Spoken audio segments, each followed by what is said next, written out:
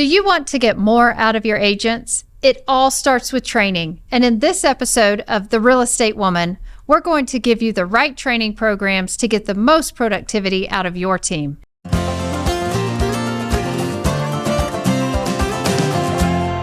Hello, and welcome back to The Real Estate Woman, a podcast for women in the real estate industry who are passionate about expanding their careers through business development and leadership. I'm Debbie LaRiviere, owner of Monterre Coaching, a company that ascends top talent to new heights in the real estate industry. And that's exactly what I want for you. I'm excited to welcome Mackenzie Sottini of Capital to Coast Realty out of Raleigh, North Carolina. She is going to be sharing with us strategies to build top training programs for your team to excel to their maximum potential. Now, welcome, Mackenzie. Thank you, Debbie. It's so great to see you. Yes, it's amazing to see you as well. One of the common conversations we're having with teams, as well as recruiting and retention, is around training programs and the ability to craft the ideal training program for efficiency and accountability with a little bit of care and candor. So I am excited to share with our listeners what you have to share today and all of your experience in building training programs. Absolutely. I'm excited. That's a tall order. All of those big words and everything that we all try to do for our real estate agents and trying to have them thrive the best way that they can. So let's start at the beginning. I would love for you to start with sharing your insights on where you begin on what type of training program that you're going to launch and how that's going to work with the agents on your team. It's a great question, Debbie. So I think the bigger question is we need to kind of take a step back and define ourselves as a team, right? We have the team owners. Sometimes the team owner is also the team leader. Sometimes I hire that into their program, but really define who you are as a team, define who that agent avatar is, and not only who it is, but who do you have right now? Because sometimes we find when we want to grow a team that perhaps who we have around us isn't going to get us to where we want to be. Those are tough questions to ask and to kind of reflect on, but just really think about where are you now as a team? And where as a team do you want to go? There's always that big why that somebody wants to start a team. It's either because it's just something that's in them naturally and they want to lead a group of agents. It's that they have so much business that they need help, right, to grow, and they need that leveraged time.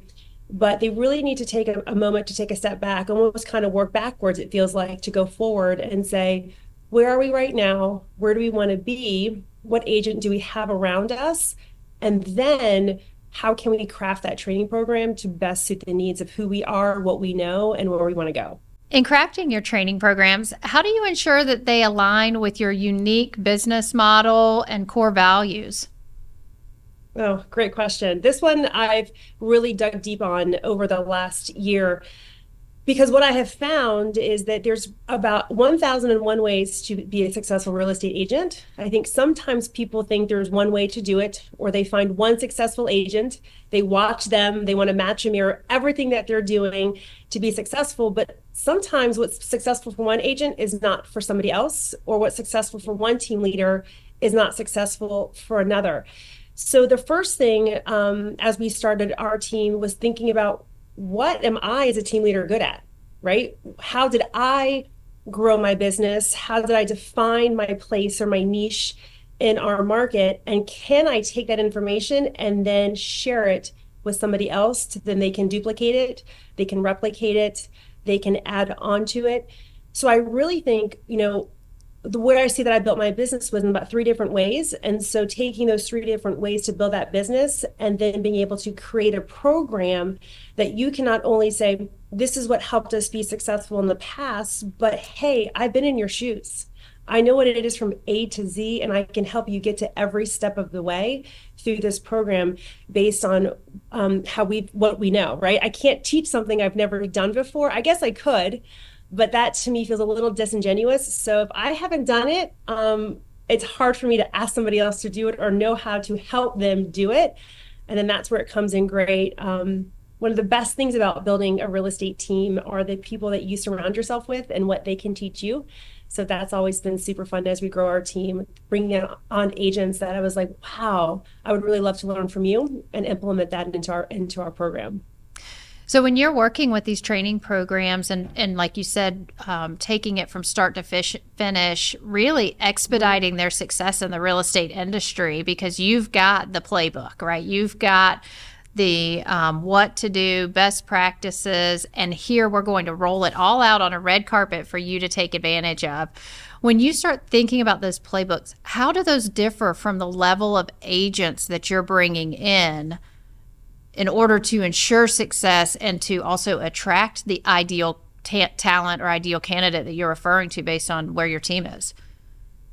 Great question. So that's something else, the attraction level, especially when I was talking about at the beginning about who is that avatar that you're looking for. So it's the easiest, I think, to start at, do you want new, experienced? Do you want a little bit of new, a little bit of experience? Do you want all new, all experienced? I was fortunate enough to be in a mix of both experienced and new, right?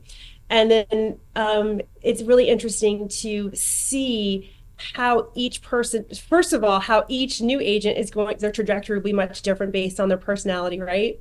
And then the trajectory of an experienced agent. But the playbook for that new agent. So one thing that I would like to share, before I was a real estate agent, I was a teacher, right? And just like we say in sports, is just because somebody can play a sport doesn't mean they can coach a sport. Right. And so it's really kind of understanding and finding that person. If you want that new agent, the playbook is step by step by step. It is, I love working with new agents. They're moldable, right? They don't have any of the bad habits that experienced agents we have, right? Yes, we do. Really hard to change an experienced agent. So I love and gain such joy from a new agent coming in, knowing that they can do this, helping them believe in themselves. But it is a step-by-step playbook, very, very specific. And even more so, it is almost broken up into different levels. There's stage one of being an agent. And so when you think of a brand new agent, and sometimes team leaders, it's hard for us to remember how it was, what we didn't remember, right? You go to real estate school and then you think you know everything, and then you realize very quickly you know nothing. So taking, 1,000 steps back and understanding with a new agent, it is not just telling them, it is showing them the process, right? Because our job, I believe, is to show them the process, emulate the process, mirror it for them, so therefore they can gain that confidence in selling real estate, because it's a hard job. And so when I'm looking at crafting what that looks like for a new agent, it's definitely so much more hands-on. Right now on the team that I'm building, I'm actually not taking on new agents. And it's not because, like I said, I don't love it. It's just I know that I don't have the time right now, as I'm in building mode, to offer them what they truly, truly deserve, to have as quick a ramp up period as possible. Mm-hmm. And so right now, as I'm looking at growing our team, it's experienced agents. And, you and I were joking a little bit before that experience can mean 10 deals, it can mean 100 deals, it could mean 5 years, it can mean 20 years. So for us, it's, can you keep yourself out of real estate jail, right? Can you write a contract? Do you know enough compliance? But you're like, Mackenzie, I see what you guys are building, and I want to take my business to that next level.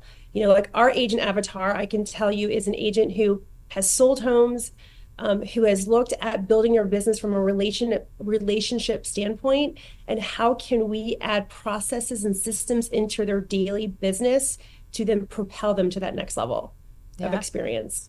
Yeah, I think that's great. You're right. They come out of real estate school, and I always say real estate school is defined by how to stay out of real estate jail, and then they set you free to deal with everyone's biggest asset, right? So good luck with that. And some agents haven't even, I didn't mean to interrupt you, Debbie, but some agents haven't even bought a house before. Right. So they don't even know what the process is, right?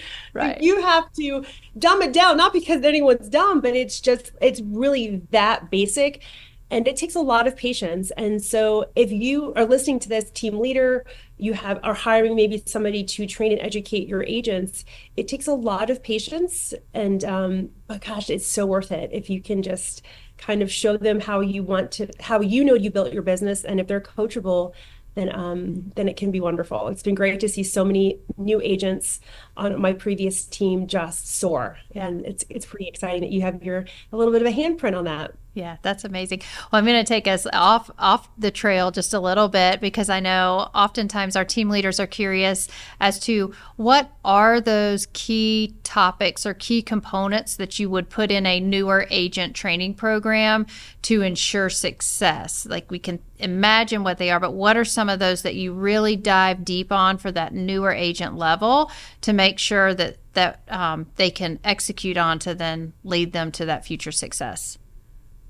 Great question. So we always say in real estate, it's like a 90-day cycle, right? You meet a client, you show them some houses, you get them under contract, and you get to escrow. And so it can be anywhere between, that 90 days. So I kind of look at a new agent in a 30, 60, 90 cycle, right? So that first 30 days, what can this agent open up a lockbox?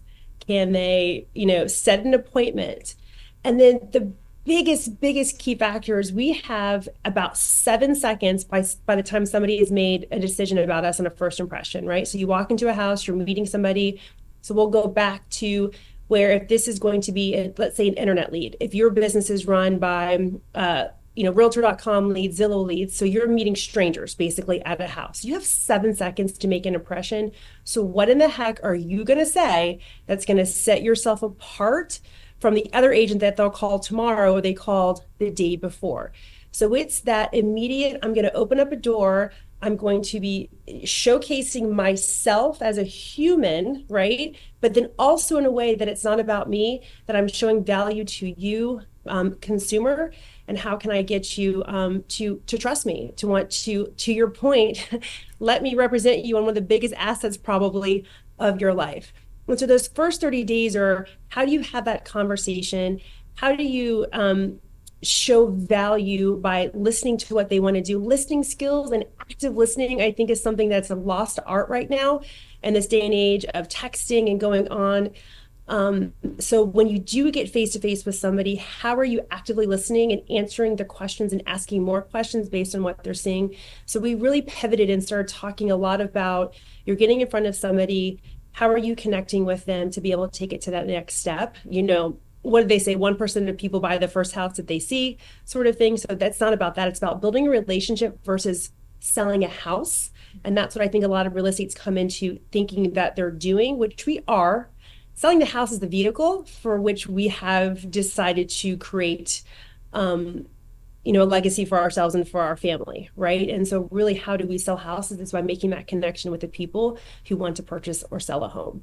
Yeah. So then how would that differ in the systems and operations that you might find in the playbook for, let's call it the experienced agent who sold 6 or 7 homes last year and really just want to take their career to the next level, so they're going to partner with you?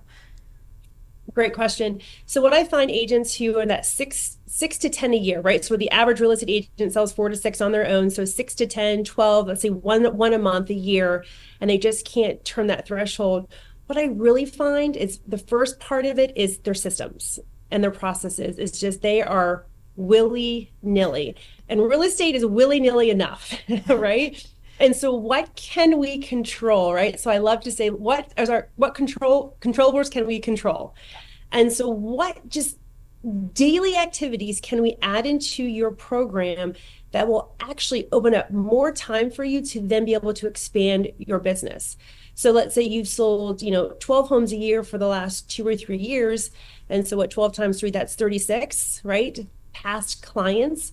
So what are we doing to nurture, to love on, to build on those relationships, so that once you get those 12 or those 36 will then start to refer you 1 or 2 clients? Because I find that sweet spot of it starting to get referral business is about year 3. You're lucky year 2. And I mean, like, consistently getting 6 to 10 referrals throughout the year. So year 3. So those agents I'm finding that are just kind of stuck. They're like in that year 3, year 4, like I can't get past 10, I can't get past 12. And so I love to dig deep in. Number one, where did these clients come from? I think source of your clients is very, very important. Do you like where these clients came from, right? Like, is this your jam and who you are? And if it is, how can we build upon that? So I like to really talk to them about where it came from and then how they can build on top of their existing business. Doesn't mean we all necessarily have to get new business all the time. But we're a little bit impatient these days. You don't say. And we want immediate, instant gratification. And so if I can just kind of show them that if you just go a little bit deeper with a little bit less, it actually was going to be so much more fruitful for you if you stay consistent. Because that's the nasty C word in real estate, I think, is the word consistency. Yes. Because I used to say back in the day, I wasn't the smartest brand new real estate agent and I didn't know the most, but I was the most consistent, and the most consistent agent will outpace and outperform any other agent, is my bet on any other agent in the business if they can stay consistent with whatever they choose to be consistent about in their business.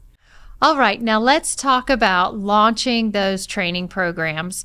When you're considering bringing on these agents and considering the build out of a training program, what specifics do you look for in a team that would help you decide who you're attracting in terms of talent, and then what the next program is that you need to build in order for your team to continue to be successful and grow?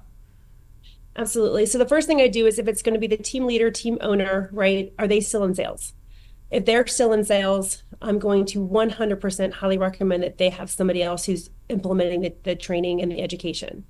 Again, I'm back into building our team, so I'm back into sales a little bit. Therefore, that's where that time crunch comes from, having a brand new agent on our team because of just where we are in build mode. Like I had said before, so the first thing is who's doing the training, and if it's the team leader, are you still in sales?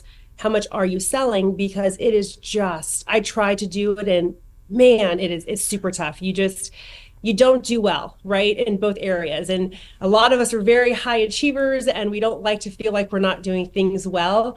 And I was in that mode of I've got to decide who are my clients. And so a great question that I like to ask team leaders, who do you want to be your clients? Do you want your clients to be your agents, or do you want your clients to be your buyers and sellers? And so when you can define, I want my clients to be our agents, and that's what I was doing in the past, like those were my clients, that's who I educated, that's who I trained, that's who I was there to help, to support, and to mentor, and to coach. And so that's gonna be the first thing. So if it's not gonna be team leader, he or she's like, I don't have time for this, I'm still selling. Okay, great. Who do you identify within your organization that could or want to take on this role? And if not, then I would absolutely outsource it. Taking the time to find that, because if you don't, your turnover rate is just going to be so fast, not only with agents you're bringing on, but also leaders that you bring into the program. So number one, identifying that person, right? And while you're identifying that person, we do want to be careful that we are not creating a role for a person, right? We want to create a role for, again, let's go back to your business model, right? So for example, if my business model is that all I've ever known how to do is prospect expireds and FSBOs, and that's the team that I want to do, okay, great. And if you, team owner, don't want to be that person training it, then who is going to be able to train and educate and implement calling expireds and FSBOs? That's a niche market, that there's great powerhouse teams out there. And so we just want to make sure that you have that person who's going to match your business model. Because if you were to hire somebody and say, hey, this is what we're doing, but they never did it before, or they don't know how to do it, then that's where you kind of get yourself in a little bit of trouble, and maybe have to, hire a few times before you kind of get it right, which we all do that anyway, no matter how, nothing is perfect, right? But really just kind of thinking about, here's my business plan. This is how we want to run our business. We want to get to X amount of transactions this year. This is where the business is coming from our team. So therefore, this is what we're going to use to execute and to be able to educate the agents to be able to do that. Yeah, I think that's great. Well, a couple of things you said there, Mackenzie, with being chief multitasking team leaders, right? I think we all have our card in our pocket. We're anonymous card carrying members of the multitasking club.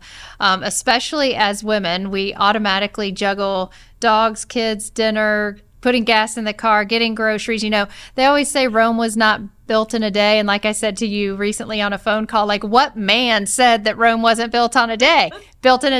Like, let's keep running with it. We'd have Rome built and the dishes done and the kids fed and the floor swept and 3 homes sold, right? And at the end of the day, that ultimately leads to burnout.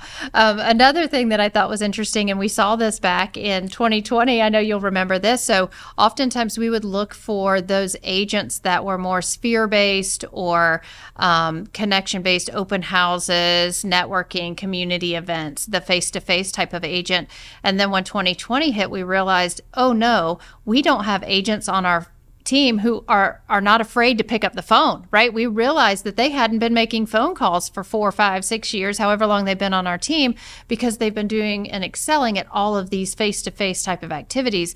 And I look at it as, when we're looking at training programs, making sure that we're implementing, even if it's outside of the comfort zone, implementing those key concepts of picking up the phone, whether it's FSBOs and expireds or internet leads or cold calls or just calling your database, is making sure that training's in place for those, over the phone type of connections. Because again, it's like something like that happened and everyone thought, oh my goodness, like, what do I do now? I can't go hold an open house and grab 3 buyers, So it is definitely a sign of the times. And also the sign of the times is when I interview agents, is the only market they ever known is that market. So they don't even understand. So, I'll interview agents to join our team and, they'll just be like, gosh, the market is so tough. And I was like, well, let's put this into perspective a little bit, right? And just kind of and I don't fault that their perspective, again, is just so, I don't want to say skewed, it's just all that they know. So I'm like, well, let's go back to 2017, right? 2018, just a few years before everything kind of went berserk, and just really think about, so really we're kind of in a normalized market, right? Mm-hmm. And yeah. It's normalizing. And so what does that mean? And I love what you said about definitely thinking about, and this is just a great reminder to me, so thank you. That's why I love talking to you, Debbie. So thank you for this, is just making sure too that we're constantly, someone said to me a long time ago that, the market doesn't define us, we define the market, right? We define how we're going to show up in the market that we are. So always making sure that we're looking and tweaking at our training and education to make sure that it's also market specific, right? Because like you said, so for those brand new agents, the buyer presentation that we were training and educating on 5 years ago is probably, well, it's not, I know for me, when I talk to agents, it's not the same thing that I'm saying now. Why? Because our demographic is very different, right? When they tell you that millennials are the X percent, I don't know the percentage, so I don't want to say it wrong on the podcast, but the way they communicate, what is their belief system, what is their why, is so incredibly different than where it was 5, 6, 7 years ago, when maybe it was the baby boomers that were the ones who were building, or who were buying the most home in the market and that sort of thing. So really so regardless of if you get your business from FSBOs or from the sphere of influence, what is the market dictating that we need to take a hot second to make sure that we're educating ourselves and really understanding where it's going, so that we do have that value that I talked about before when we speak to consumers. Yeah, and I think it's important too, like you're talking about those earlier markets, going back and dusting off the training you were doing or the training you actually received back in those timelines. Because if you look at the surge of real estate agents into the industry, we were experiencing an extreme surge of real estate agents into the industry, really from the end of 2018, early 2019 through the pandemic and then on, because real estate was, quote, easy. And you talked to an agent that got in the business in the last 3 or 4 years about FSBOs and expireds. And for those of you, that stands for sale by owner. There aren't many out there. And so they don't even know what you're talking about. Going back and dusting that off as longer days on market show up, as sellers are dissatisfied with, quote, what their agent is doing for them and that sort of thing. So it is cyclical. It's going back and dusting off some of those training concepts we used to use, putting those back in, because now they are a thing of the present, not a thing of the past.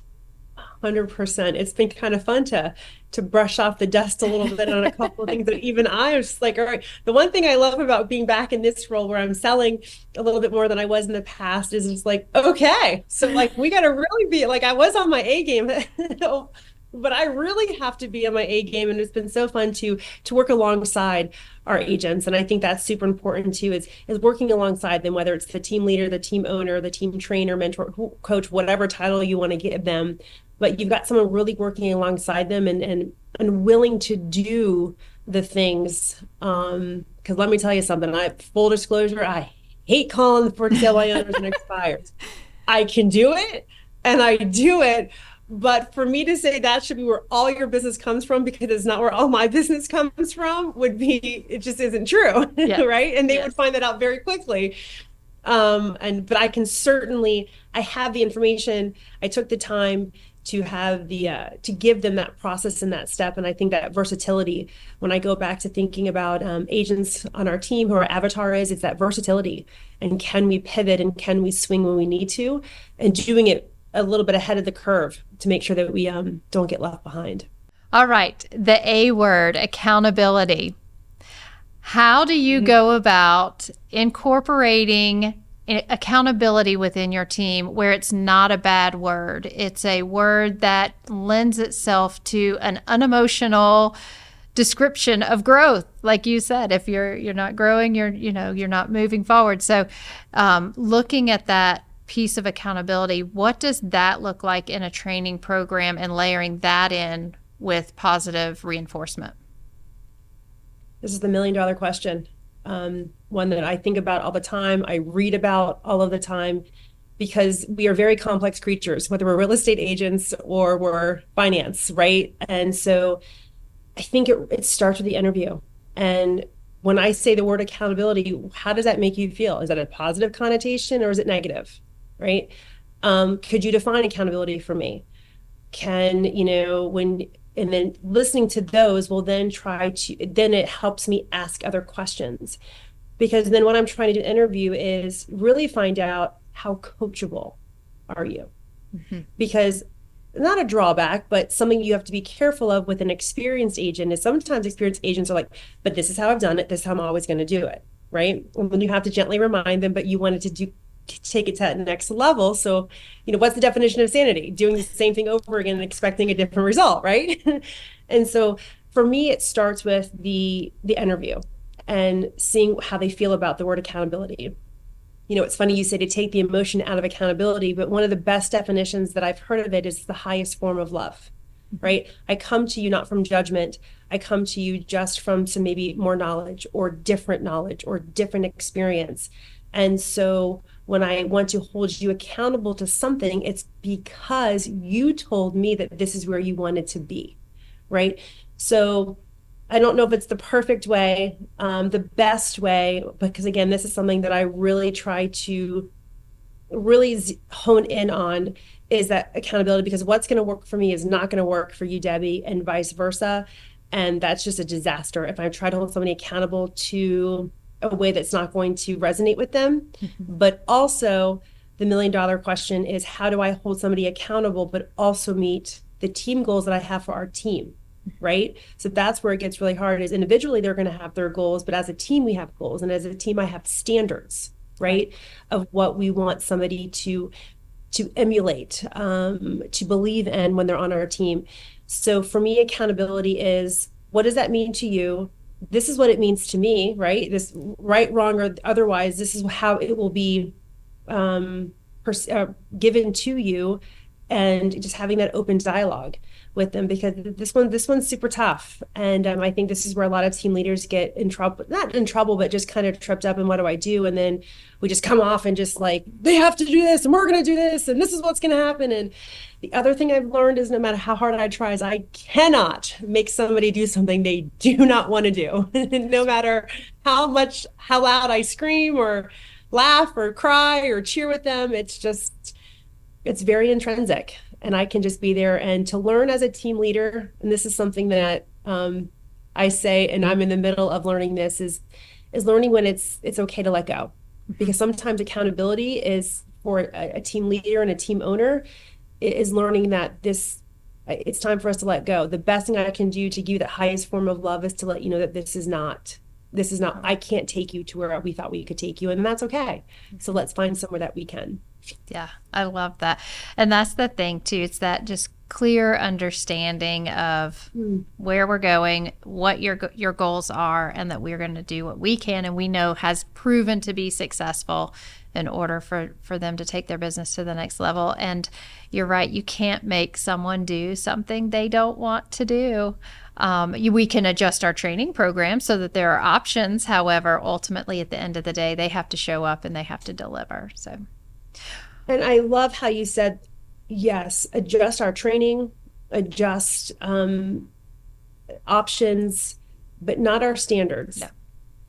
And so that's also, it's tough, right? Because you can believe in somebody and you can see something in somebody, and just so definitely to somebody who's listening to this who wants to go to that next level or is kind of in those pain points of, you can absolutely hold somebody accountable in a different way, but never in a different that goes against what your standards are, and that what you as a team leader, and you have every right that you've defined as the team that we talked about at the beginning of the podcast. Yeah. Great. Well, this has all been fabulous information, Mackenzie. If you could leave our listeners with just one small piece of advice, what would that be? Oh my gosh, I did not just know you were one. Okay, so one piece of advice for the listeners who are listening, give yourself the grace to let things unfold. Is you're going to get so many opinions on how you should start your team, what has worked, what has not worked. But if I can give any advice to somebody who's listening to this, is just open up and give yourself space to see what feels right and listen to that gut, and don't be afraid to fail forward, because I promise you, even if you're afraid, you're still going to do it. Be the girl that's excited because she did what she said she was going to do. Woo, right. Absolutely. Right? I love it. All right. Well, thank you so much for your time. We are incredibly grateful, and we hope to see you again here on a future podcast. Debbie, thank you for having me. It was so much fun. Take care. Thank you for joining us in the Real Estate Woman podcast. If you are interested in a free strategy session, the link is in the show notes.